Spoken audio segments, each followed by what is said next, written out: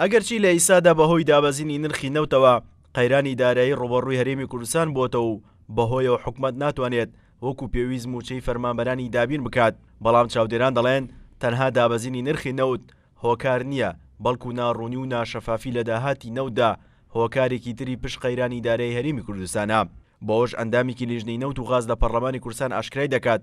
ناڕوونی لە داهاتی نەوت و چۆنەتی فرۆشتنی بەشێکی سەرەکی قەیرانی دارایی هەرێمی کوردستانە.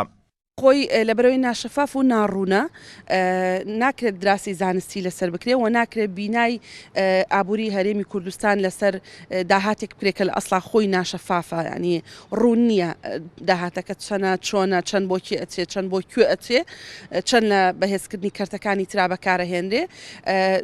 ینی دانانی بەرنامەی ئابووری لەسەر داهاتێک کە خۆی نادیارە ناشەفافە بێگومان ئەوە هۆکارێکی سەرەکی و قەیرانانەیە کە ئێستا هەن. شارەزایەکی بواری نەوتش ئاماژە بۆ دەکات حکومەتی هەرێمی کوردستان لە ئیسادا لە بەردەم دوو بژاردەدایە، یا لەبەرەی گەندەڵکاران بێت یاخۆ لەبەرەی گەل بێت، کە ئەوەش تاکە ڕێگایە کە حکومەتی هەرێمی کوردستان بتوانێت بە داهاتی نەوت ئەو قەیرانەدارایی هەرێمی کوردستان چارەسەر بکات.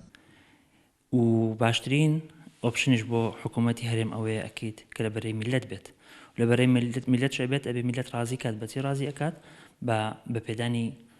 ئەو مستحقاتانەی کە هەیەی. قەیرانی دارایی لە هەرێمی کوردستان و چاودێران دەڵێن لە ئیسادا تەنها پشتبەستن بە داهاتی نەوت چارەسەر ناکرێت، بەڵکو دەبێت حکومەتی هەرێمی کوردستان بیر لە ڕێگەچارەی تر بکاتەوە و بەدۆی داهاتی نوێدا بگەڕێت، ئەمە جگە لە ڕوونی داهاتی نەوت و ڕۆبەڕوونەوەی گەندەڵی و بە هەدەردانی سامانی گشتی وڵات.